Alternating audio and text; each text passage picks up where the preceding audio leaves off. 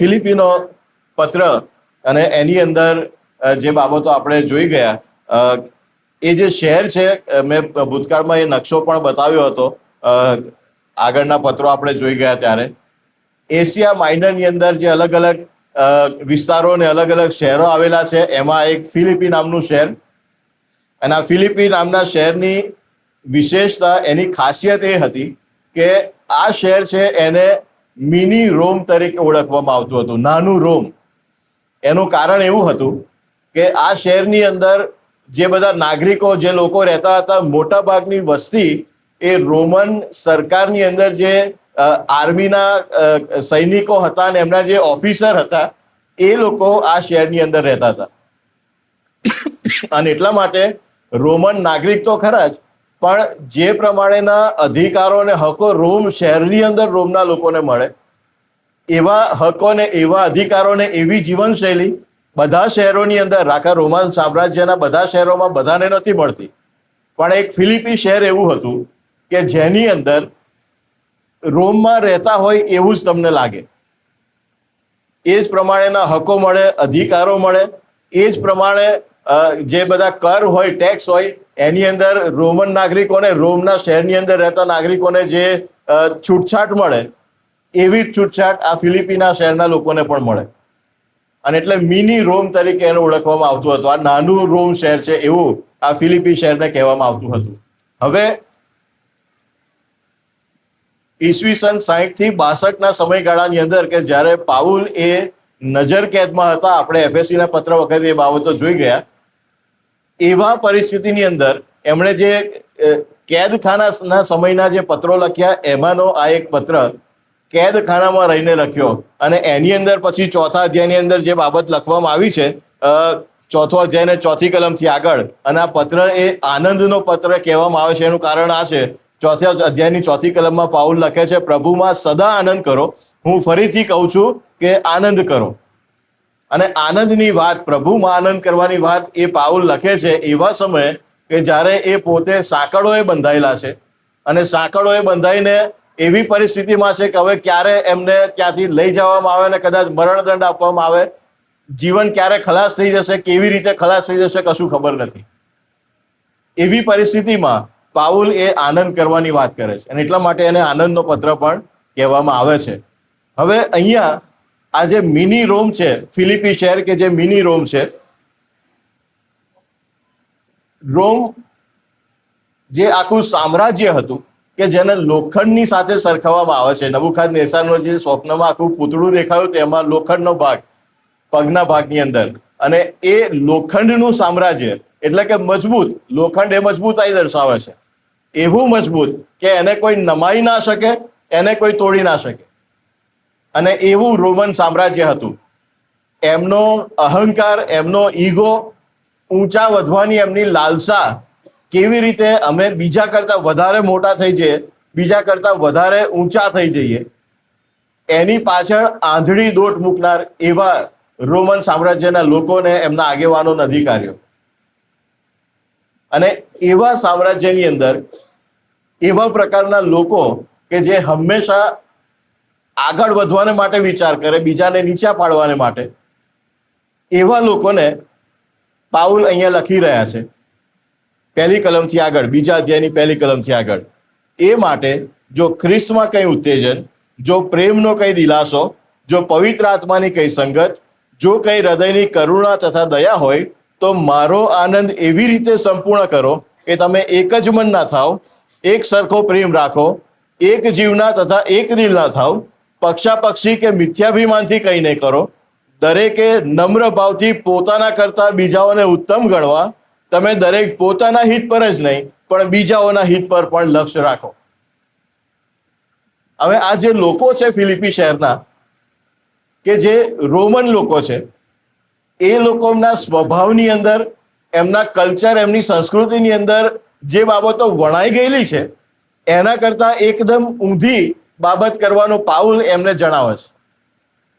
તમે કદી નીચા નમતા શીખ્યા નથી, તમે પોતાનું હિત શોધતા શીખ્યા છો, બીજાનું હિત શોધતા કદી શીખ્યા નથી. તમે એવું જ જો વિચારો છો કે પહેલા પોતાનું કરો પછી બીજાનું વિચારવાનું.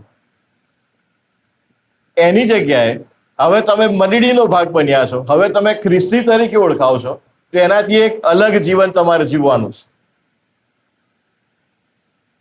રોમન જે સમજણ હતી એની અંદર નમ્ર થવું, આવી રીતે પોતાની જાતને બાજુ પર મૂકીને બીજાને હિતને શોધવું, ખાલી થવું, એને નબળાઈ તરીકે ઓળખવામાં આવતું હતું. એની માટે જે ગ્રીક શબ્દ છે ને એના પરથી જે લેટિન શબ્દ આવ્યો, જે ખાલી થવું, નમ્ર થવું, એની માટે એ લેટિન શબ્દ હ્યુમુસ, અને હ્યુમુસ જે શબ્દ છે એના પરથી હ્યુમિલિટી શબ્દ ઇંગ્લિશમાં આવ્યો, નમ્ર થવું, ખાલી થવું. અને આ શબ્દનો મૂળ અર્થ એ ધૂળ થાય. આ શબ્દનો મૂળ અર્થ ધૂળ થાય, માટી. તમારે માટી જેવા થઈ જવાનું, જેની કોઈ વિસાત નહીં, જેનું કોઈ મૂલ્ય નહીં, એટલા નીચા થઈ જવાનું. અને રોમન માણસ કદી આવું કરી શકે નહીં. એમના સમજણમાં, એમના મગજમાં, એમના હૃદયમાં કદી આ ભૂલથી વિચાર ના આવે કે અમે આવા થઈએ. ત્યાં કંઈક ઊંધી વાત થાય. જે અક્કડ, જે વલણ એમનું હતું, એમાં કદાચ ખ્રિસ્તી થવાને કારણે વધારે ઈગો આવી જાય, વધારે અહંકાર આવી જાય, વધારે અક્કડ વલણ બની જાય કે હવે તો અમે બીજા કરતા હજુ વધારે ઊંચા. એવું કંઈક બની શકે. અને એવી ધાર્મિકતા જ્યારે મંડળીમાં પ્રવેશી ત્યારે પાઉલે એમને આ શબ્દો લખવાની જરૂર પડે. બીજો અધ્યાય 1 થી 11 કલમ જે વાંચી એ આખું ગીત છે. અને આ ગીત એ શરૂઆતની મંડળીઓમાં ગવાતું એવું ગીત છે.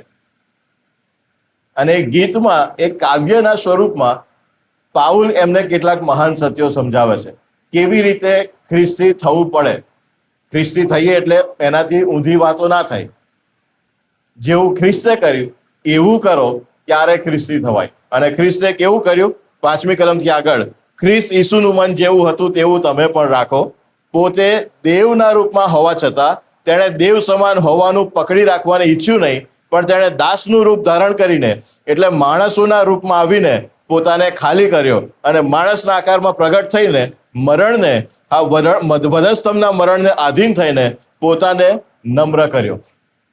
એ દેવના રૂપમાં હોવા છતાં એમના મહિમામાં કદી કોઈ ઉણપ નથી. એમનું સામર્થ્ય એ કદી કંઈ ઓછું પડતું નહોતું. એમની માટે જે પ્રભુનું વચન જણાવે છે કે એમની હાજરીમાં કદી પરસાયો નથી પડતો, કેમ કે એમનો પ્રકાશ એટલો અજાયબ છે. એવા ઈશ્વર એ કહે છે કે દેવ સમાન હોવાનું પકડી રાખ્યું નહીં, પણ પોતાને ખાલી કર્યા, દાસનું રૂપ ધારણ કર્યું, માણસના આકારમાં પ્રગટ થયા. એ ધૂળનું શરીર અપનાવે છે. શા માટે એવું કર્યું? એવું કરવાનો હેતુ શું હતો? જે રોમન સંસ્કૃતિની અંદર આ લોકોની જે સમજણ હતી, જે અક્કડતા હતી, લોખંડી જે માનસ કહી શકાય એવી પરિસ્થિતિ હતી, એની જગ્યાએ સંત પાઉલ સમજાવે છે કે એવી રીતે પોતાનું સ્વમાન સાચવવું, એવી રીતે પોતાનું સ્ટેટસ બનાવવું, એવી રીતે પોતાને ઊંચા કરવાને, માન મોભોને ખુરશી મેળવવી કે જ્યાં તમે બીજાને તમારા પગ તળે રાખો, એના કરતા ખ્રિસ્તી જીવન બીજું કંઈક અલગ રીતનું છે. ત્યાં જે તમારા પગ તળે છે એમને તમારે પોતાના સમાન ગણવા. પ્રભુએ એવું જ કર્યું. બધી જ બાબતો એમના પગ તળે મૂકવામાં આવી છે. પ્રભુનું વચન આપણને જણાવે છે. પણ પ્રભુએ એમને પોતાના સમાન ગણ્યા, એમને વારસદારો બનાવ્યા, એમને મિત્રો અને ભાઈ કહીને સંબોધ્યા. તમારે આવી રીતે પોતાના કરતા બીજાને વધારે અધિક ગણો, ઉત્તમ ગણો, વધારે માનના યોગ્ય ગણો, લાયક ગણો. તકલીફ ક્યાં થાય છે? ફિલિપીની મંડળીમાં પણ આ તકલીફ હતી ને 4થા અધ્યાયની અંદર એ આખું વર્ણન લખવામાં આવ્યું છે. 2 બહેનોની વાત લખી છે અને બધી બાબતો છે. આપણે ગુરુવારની બાઇબલ સ્ટડીમાં એ બાબતો જોઈશું. પણ એકબીજાની સાથે મળીને રહી શકતા નહોતા. એ આત્મિક અહંકાર એવો આવી જતો હતો, હું બીજા કરતા વધારે સારો કે વધારે સારી, બીજા કરતા વધારે આત્મિક, બીજા કરતા વધારે ઊંચા, અમારા સંસ્કારો બીજાના જેવા નથી, અમારી જીવનશૈલી બીજા કરતા વધારે સારી છે, એ જે અહંકાર હતો એ મંડળીની અંદર ભાગલા પાડતો હતો, પક્ષાપક્ષી ઊભી કરતો હતો. હું બીજા કરતા વધારે સારો, વધારે ઉત્તમ. અને એ તકલીફ આખા ઇતિહાસની અંદર તમને જોવા મળશે. જૂના કરારની અંદર તમે જોશો તો જ્યારે ઈશ્વરે નિયમ શાસ્ત્ર આપ્યું તો એનો હેતુ શું હતો? એ નિયમ શાસ્ત્ર દ્વારા માણસને ખબર પડે, જે સંત પાઉલના શબ્દોમાં કહીએ તો પાપ અધિક થાય એટલા માટે નિયમ આપવામાં આવ્યો. માણસને ખબર પડે કે અમે દેવના સંબંધી, એમના નિયમ સંબંધી, એમની નૈતિકતા સંબંધી અમે કેટલા નીચા છીએ, અમે પાપી છીએ, અમે જરાય લાયક નથી. એ સમજણ પડે એટલા માટે એ નિયમ શાસ્ત્ર આપ્યું. ઈસરાયેલે શું કર્યું? એ દેવના નિયમને જોઈને નમ્ર અને ખાલી થવાની જગ્યાએ એ નિયમને મોડે કરી નાખ્યો. કડકડાટ આવડી ગયો અને મોડે કર્યા પછી છાતી કાઢીને ફરવાનું. શાસ્ત્રીઓ અને ફરોશીઓ અને યાજકો અને બધા શું કરતા હતા? પ્રભુના સમયે આપણે સુવાર્તામાં વાંચીએ છીએ, જૂના કરારમાં પણ ઘણી બધી જગ્યાએ એના વિશે ઘણું બધું લખ્યું છે. નમ્ર થવાની જગ્યાએ એ નિયમનો હેતુ એ હતો કે આપણે નમ્ર થઈએ, એની જગ્યાએ એ નિયમને લઈને એ લોકો હવે અભિમાન કરવા લાગ્યા. અમે વધારે ઊંચા છે, આ બધા તો પાપીઓ છે ને દાણીઓ છે ને એમની સાથે અમારે કોઈ લેવા દેવા નહીં, એમની સાથે બેસીએ નહીં, આ સમૃદ્ધિઓ છે એમના વાસણમાં અમે પાણી ના પીએ. આ બધું ક્યાંથી આવ્યું? જે નિયમને જોઈને નમ્ર થવા જોઈતા હતા એ જ નિયમને લઈને એ લોકો અભિમાન કરવા લાગ્યા. એવી જ વસ્તુ નવા કરારમાં મંડળીમાં થાય છે. પ્રભુની ઓળખ પામ્યા પછી, સુવાર્તા પામ્યા પછી, ખ્રિસ્તના જેવું મન રાખવાનું હોય, જે રીતે પ્રભુએ પોતાને ખાલી કર્યા એવી રીતે પોતાને ખાલી કરવાના હોય, એની જગ્યાએ અહંકાર ઊભો થાય છે. ખ્રિસ્તીપણાનો અહંકાર. અમારા જેવા ખ્રિસ્તી બીજા કોઈ નહીં, અમારા જેવી પ્રાર્થના કોઈ ના કરે.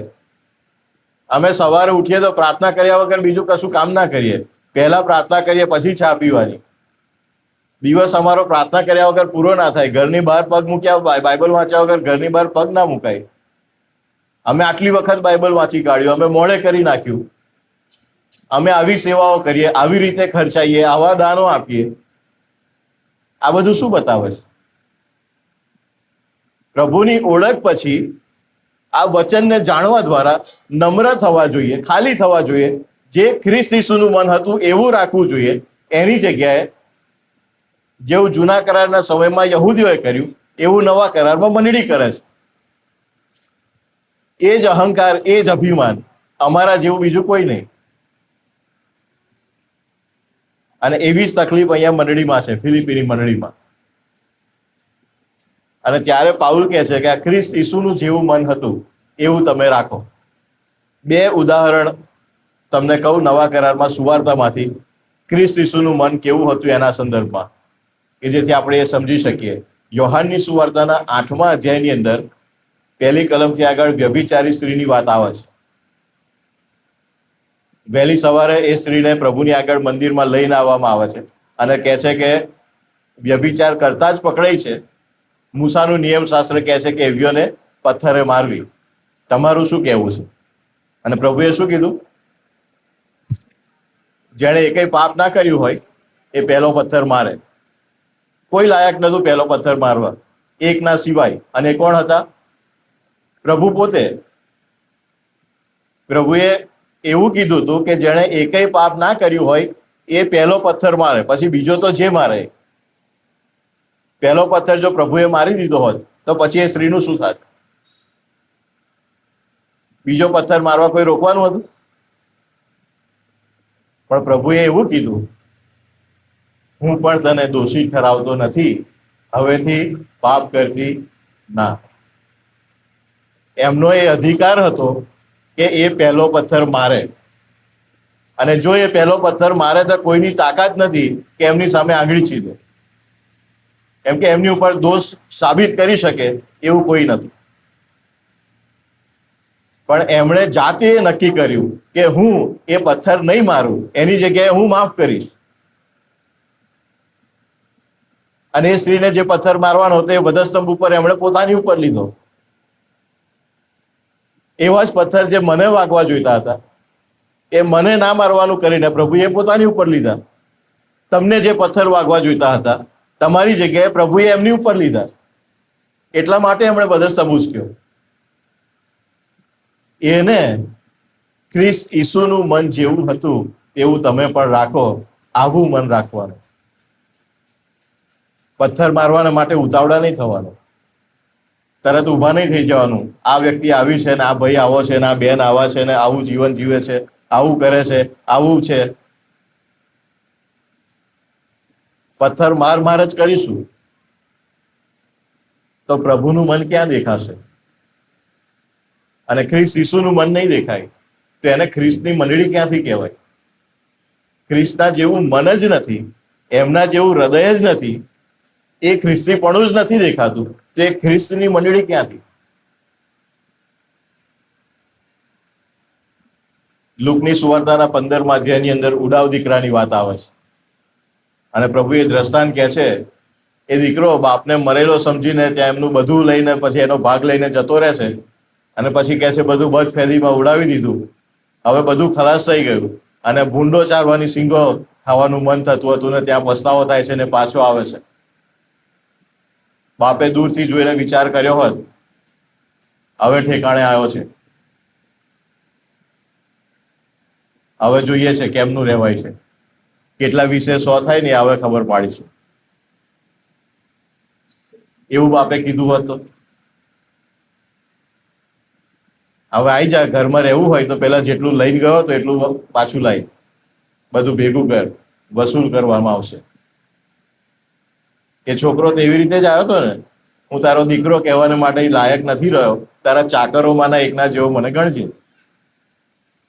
તો બાપે કીધું સારું ચલો બની જાઓ ચાકર, દાસ બની જાઓ, બંદીવાન બનીને રહો ઘરમાં, રાત દિવસ સેવા કરો, જેટલું લઈને ગયા તેટલું પૂરું કરશો, પછી વિચારીશું આગળ શું કરવું. જો બાપે એવો નિર્ણય કર્યો હતો, પણ બાપ શું કરે છે? દોડીને જાય છે, ભેટે છે, ચુમ્યો કરી, એને નવડાવવામાં આવ્યો, નવા વસ્ત્રો પહેરાવ્યા, એના હાથમાં અંગૂઠી પહેરાવી અને કહે છે કે પાડેલા વાછરડામાંનું એક કાપો. મારો દીકરો જે ખોવાયો હતો પાછો આવ્યો હતો, મૂવો હતો પાછો જીવતો થયો છે. ખ્રિસ્ત ઈસુનું જેવું મન હતું એવું તમે પણ રાખો. મંડળી તરીકે, વિશ્વાસીઓ તરીકે આપણું એ મન છે? આપણે પોતાને પૂછી લઈએ, આપણા સાથી ભાઈઓ અને બહેનોની માટે, આપણા પડોશીઓની માટે આવું ખ્રિસ્તના જેવું મન આપણું છે? આવી રીતે પ્રેમ કરવાનો, આવી રીતે જતું કરવાનું, એમના માટે પોતે દુઃખ સહન કરવા તૈયાર થઈ જવાનું. પાઉલે પહેલા અધ્યાયની અંદર એવા જ શબ્દો કીધા. ફિલિપીના પહેલા અધ્યાયની અંદર એ પણ બધાને આવડતી બહુ જાણીતી કલમ છે, 21મી કલમ. પાઉલ એવું કહે છે કેમ કે મને જીવવું તે ખ્રિસ્ત અને મરવું તે લાભ છે. જીવવું તો ખ્રિસ્ત છે અને મરવું તો લાભ છે. જો હું મરણ પામીશ તો પ્રભુની પાસે જઈશ અને પ્રભુની પાસે જઈશ તો એનાથી મોટો લાભ મારા માટે બીજો કોઈ નથી અનંત કાળને માટે દેવના રાજ્યની અંદર. પણ જીવવું તે ખ્રિસ્ત છે.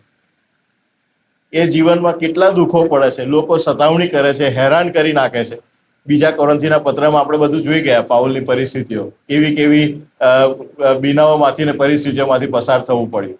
પણ એ બધાની અંદર એ વેઠીશ. કેમ વેઠીશ? કેમ કે સુવાર્તા લઈને તમારી પાસે આવવું, તમારી સાથે ખ્રિસ્તના પ્રેમને વહેંચવો, એ પણ મારા માટે લાવો છે. એના માટે ભલે ગમે તે બેઠવું પડે. એ પાઉલનું હૃદય છે. એટલા માટે જીવવું તે ખ્રિસ્ત, એને મૂકી નહીં દેવાનું. પાછળ બીજા અધ્યાયના પાછળના ભાગની અંદર પણ એવા કેટલા બધા લોકોની વાત કરવામાં આવે છે, અલગ અલગ બધા સેવકોની ને એમાં એપાફ્રાદિસની બધી વાતો આવે છે અને કહે છે કે એમણે પોતાના જીવ જોખમમાં નાખ્યા સુવાર્તાને માટે. શા માટે એવું કરવાનું? કારણ કે જીવવું તે ખ્રિસ્ત છે. અને જીવવું તે ખ્રિસ્ત કેમ છે? કેવી રીતે ખ્રિસ્તને માટે જીવાય છે? સુવાર્તા પ્રચાર કરીને, પ્રભુના પ્રેમને વહેંચીને, એના માટે જે વેઠવું પડે ને જે તકલીફો પડે પણ એ કરીશું.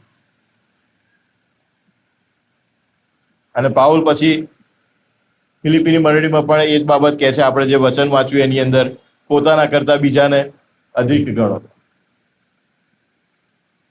અને ક્યાં સુધી ખ્રિસ્ત ઈસુના મનના વિશે વાત કરે છે ત્યારે છેલ્લે એ પ્રમાણે કહે છે 8મી કલમમાં, કહે છે કે હા, વધસ્તંભના મરણને આધીન થઈને પોતાને નમ્ર કર્યો. રોમન સામ્રાજ્યની અંદર, એ જૂના જગતની અંદર વધસ્તંભનું મરણ એ સૌથી ખરાબ મરણ હતું. સૌથી નીચલી કક્ષાનો જે ગુનેગાર હોય એને વધસ્તંભનું મરણ આપવામાં આવે. અને એમાં પણ એ નિયમ હતો, રોમન નાગરિકને કદી વધસ્તંભના મરણની સજા ના થાય. રોમન સામ્રાજ્ય, કેમ કે વધસ્તંભની શરૂઆત એ રોમન સામ્રાજ્યએ કરી, અને રોમન સામ્રાજ્યમાં રોમન નાગરિકને કદી વધસ્તંભે જડવામાં ના આવે. એટલી ક્રૂરતા કદી પણ રોમન નાગરિકની સાથે એ લોકો ના કરે. જે રોમન નાગરિક નથી એમની સાથે જ કરે, કેમ કે એટલું ભયંકર એ મરણ હતું, એટલું ક્રૂર મરણ હતું. અને એ જે સૌથી નીચલી કક્ષાનું મરણ હતું, એ પ્રભુ પોતાની માટે લે છે. મરણને, હા, વધસ્તંભના મરણને આધીન થઈને પોતાને નમ્ર કર્યો. અને નમ્ર માટે જે શબ્દ કીધો મેં, ધૂળ સમાન કર્યા. શા માટે પ્રભુએ એટલી હદ સુધી પોતાને ખાલી કરવો પડે? શા માટે નમ્ર થયા? મારી માટે. હું તો એને લાયક નહોતો. મેં તો એવું કશું કર્યું નથી કે મારા માટે સ્વર્ગમાંથી નીચે ઉતરીને આવે ને આ રીતે વધસ્તંભ સુધી પોતાને ખાલી કરે. આપણી તો એવી કોઈ લાયકાત નથી, પણ એમણે આપણી ઉપર પ્રેમ કર્યો. એ આપણને આવી રીતે પ્રેમ કરે છે કારણ કે આપણે એના હાથની કૃતિ છે. એમણે એમના જીવનનો શ્વાસ આપણા નસકોરામાં ફૂંક્યો છે. એટલા માટે આપણી ઉપર પ્રેમ કરે છે.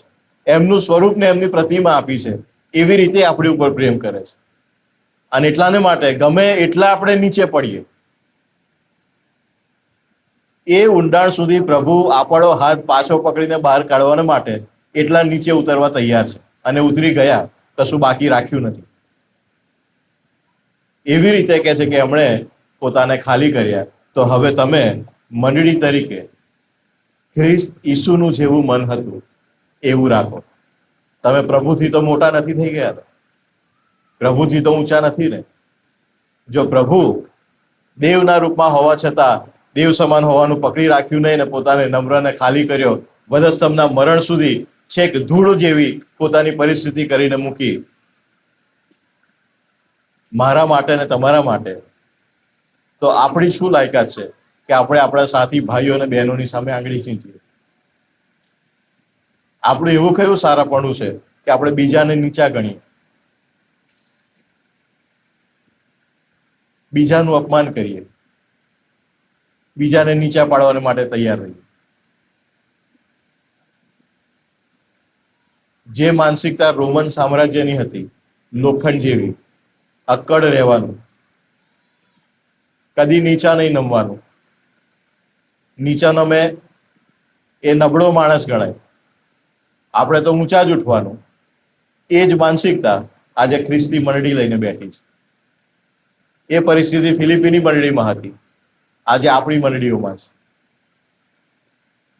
શા માટે આપણે એવી રીતે અક્કડ થઈને બેસી જઈએ?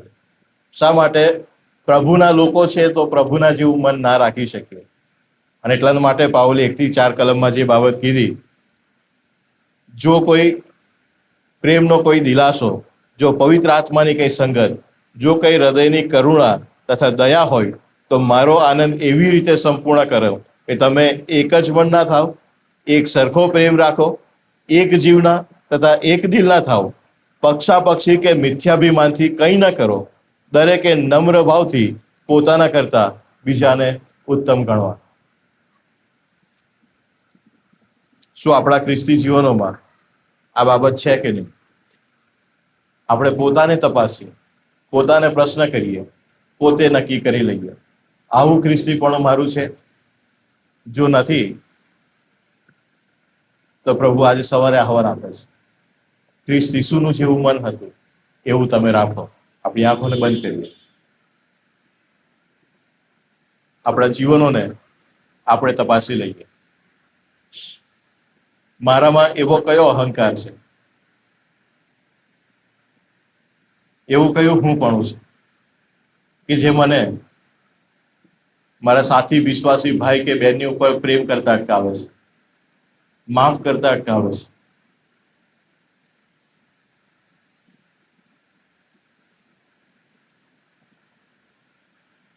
તો આજે સવારે યાદ કરી લઈએ કે મારા પ્રભુએ મારી માટે શું કર્યું.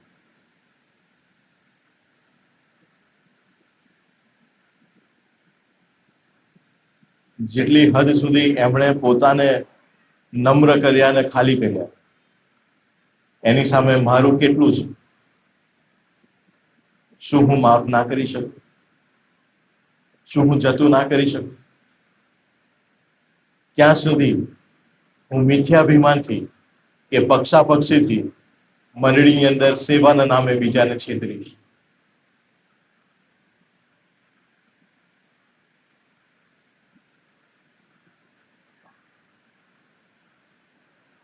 આજે સવારે પ્રભુનું મન આપણે અપનાવી લઈએ, એમના જેવું હૃદય આપણું રાખીએ, એમની માફક જીવતા થઈએ, એમની માફક પોતાના કરતા બીજાને ઉત્તમ ગણીએ.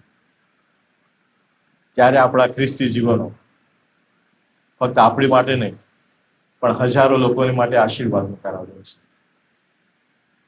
પ્રભુ અમને એવી કૃપા આપો કે અમે એવી રીતે અમારા ખ્રિસ્તીપણાને જીવીએ. અમારી પ્રાર્થના પ્રભુ ઈસુના નામમાં સાંભળો અને માન્ય કરો. આમેન.